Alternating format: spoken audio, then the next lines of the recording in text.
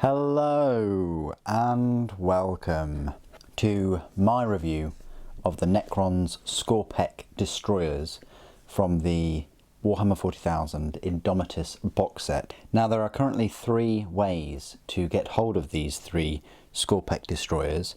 One is through the INDOMITUS box set you see before you. The second way is through the Command Edition starter set, and the third way is through the Elite Edition starter set. Games Workshop haven't released these three models individually in a separate kit as of yet, but I'd like to think that they will do in the future. What we'll do is we'll look at the models individually. My best guess at a price for these three models in a pack would be about £30 or £35. Now what we'll do is we'll have a look at the detail of these models close up, then we will compare them with other Necron models and some of the Primaris models in the set, and finally we will go through all of their rules. I've included the plasma sight in there as well because you can take between 0 and 1 of those, and seeing as it's included in this set, I thought I might as well just put it there and we can have a look at that model too. So let's start off with the plasma sight. Here it is, this little model here. Interesting unit. The description goes on to say that they use their monomolecular proboscis to inject an infectious sentient energy into the deranged members of the destroyer cores. This hateful substance, as dangerous as it is powerful, heightens their nihilistic insanity and drives their mindless annihilation to new heights. So I think this infects the actual Skorpekh Destroyers, and they go a bit mental with it. There's a few, I say a few, there's a couple of little scarabs on this piece of scenery, and this is plasma sight itself. It's only got 3 legs, so it looks like it's only got 3 legs. Maybe one's missing, but it kind of reminds me of the Reanimator, but in kind of pupae form, I want to say, because it does share a few things. You know, if we have a little look at them right here, you can see that it shares the same kind of neck and head. It shares the side globe thing. It's lacking a little tail though, and the proboscis has turned into some kind of spine thing, and obviously they've both got the 4 legs as well. Very similar though, I think. That's where I'm seeing the similarities come from. So yeah, this is the plasma sight. Interesting little model to supplement your Skorpekh Destroyers. Let's have a look at these Skorpekh Destroyers then. So you've got this one here, which I assume is equipped with a Hyperphase Reap blade rather than the Threshers, because the Threshers, there's 2 of them, and yeah, you've got 2 models there, 2 Destroyers with two blades. But this is the Reap blade, massive kind of melee weapon. It's important to note that none of these have a range weapon at all, so these are just up close and personal. They've got the tripod legs. There's no little scarab on this one. Chips and dings and ricochet marks all over the skeleton of these. Yeah, they look pretty cool. So that's the Reap blade. These are the Hyperphase Threshers.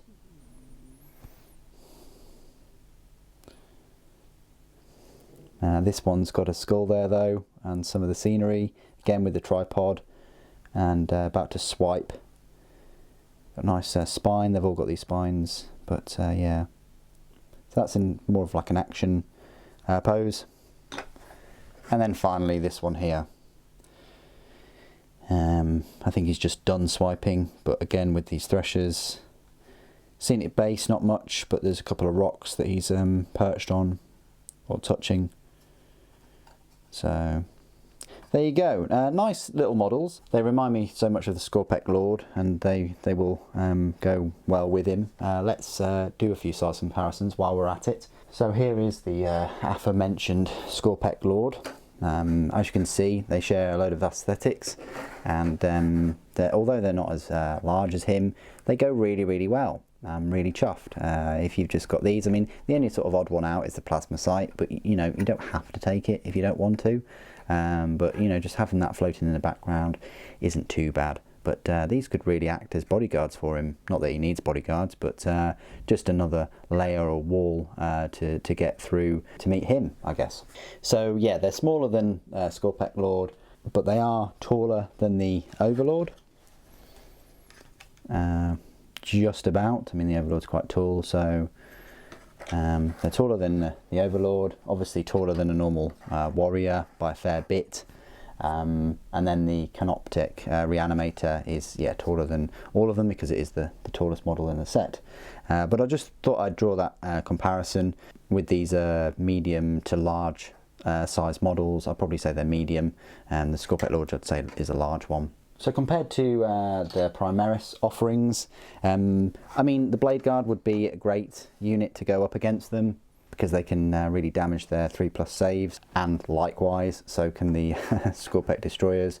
But they'd be quite evenly matched, I think. That'd be nice to see a little battle between Blade Guard veterans and the Skorpekh Destroyers. That'd be quite cool. But here is a Primaris Lieutenant. And as you can see, they are taller than anything that the Primaris side in the box set can offer.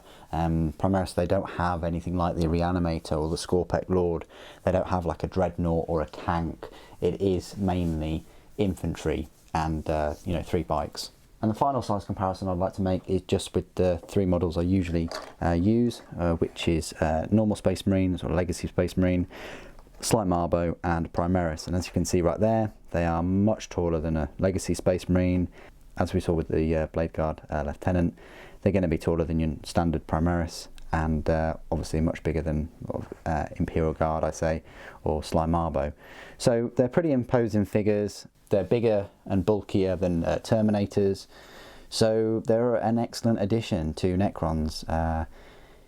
I've never really seen Necrons as a melee focused army, but it's great to see some new melee weapons and melee units being integrated into the force. So what we'll do now is we'll go through all of the rules for the Skorpekh Destroyers, and you can find them in your Edge of Silence supplement that is included in the Indomitus box set. They are an elite choice. The Necron force includes 3 different elite choices in exactly the same way that the Primaris side does. But they will cost you a power points cost of a 6, which outlines them being the second most expensive unit in the force after the Skorpekh Lord. I have no idea how many points cost they are in match play, but if you've got the Warhammer 40K app where you pay the subscription, then that will tell you there. Their stat line reads: movement of 8 inches, weapon skill and ballistic skill both 3+, strength 5, toughness 5, 3 wounds, 3 attacks, leadership 10 and a save of 3+. The plasma sight is 0 to 1, and the stat line reads: movement of 8 inches, weapon skill and ballistic skill both 4+, strength 4, toughness 5, 1 wound, 1 attack, leadership 10 and a save of 4+. So the normal Destroyer's stat line is very similar to the Skorpekh Lord. They just miss out on the usual stuff like the ballistic skill, weapon skill. Their strength and toughness is a bit lower. They have half wounds, but that's half wounds each, so that's quite good. They still have 3 attacks, and their save is still the same at 3+, and I'm surprised that their leadership is also 10 as well. It's pretty good. It says here, if this unit contains a plasma sight model, its power rating is increased to 7. Oh, so now it puts it on par with the Skorpekh Lord. One Skorpekh Destroyer in this unit is equipped with Hyperphase Reap Blade. Every other Skorpekh Destroyer in this unit is equipped with Hyperphase Threshers. A plasma sight is equipped with Monomolecular Proboscis. So the Hyperphase Reap Blade, of which there is only one, and it's on that left hand side, it's a melee weapon. It adds +2 to the user's strength, so that's strength 7. AP is -4 and damage is 3. That's fantastic. It's good that it's got the solid damage of 3 and a very high armor penetration. The Hyperphase Threshers, on the other hand, the strength of the user, which is still 5, but additionally they're AP -3, so still decent, and it's a solid damage of 2. And on top of all that, when the bearer fights, it makes 1 additional attack with this weapon. That's quite nice. So that now means that 2 of those destroyers there have got 4 attacks at strength 5, AP -3, damage 2. Very strong still. And then the Monomolecular Proboscis is a melee weapon, and its strength of the user, which would be 4, AP -1, damage 1. Not so good, really, the Plasma Sight melee weapon. Abilities: Reanimation Protocols, And then Infused Madness. At the start of the fight phase, if this unit contains a Plasmacite model, it can inject tainted energy. If it does, roll 1d6. On a 1, one Skorpekh Destroyer model in this unit is destroyed. Ouch! Until the end of that phase, add 1 to the strength and attacks characteristic of Skorpekh Destroyer models in this unit. So that's really interesting. So I guess it doesn't matter what the other numbers are. I would be reading that on any other number, then it still works. I wouldn't be reading it as you've got to get a 1 for the model to be destroyed and then all those other things happen. I would be reading it, because it's a different sentence, I would be reading it that even if 1 isn't destroyed, you still add 1 to the strength characteristic of the destroyer models in the unit. I think if it just rolls a 1, then unfortunately 1 dies, completely destroyed. That needs a bit of a clarification, I think, but that's the way I'm reading it. Hardwired for Destruction. You can reroll hit rolls of 1 for attacks made by models in this unit. So that's exactly the same ability as the Skorpekh Lord as well. Very decent. Keywords: Necrons, Destroyer Cult, Infantry, Skorpekh Destroyers, Infantry and Plasmacite. So there you go. That is the Skorpekh Destroyers. I think they're a very decent looking unit. I can't wait to get my hands on the Codex when the unit size may well increase to 6. And see what else they can bring to the table. Whether there are some destroyers coming with range weapons, who knows. But they're a great addition, very strong in combat, a decent number of attacks. And yeah, who knows, maybe they are releasing a separate individual kit where you can equip 3 of them with the Hyperphase Reap Blades. Because it's very close to having a Power Fist at strength 8, but with none of the -1 to hit penalties. What do you guys think of the models and the rules? Please do put it in the comments below. It'd be great to hear from you. Thank you ever so much for joining me today. Thank you for watching. The Flesh is weak.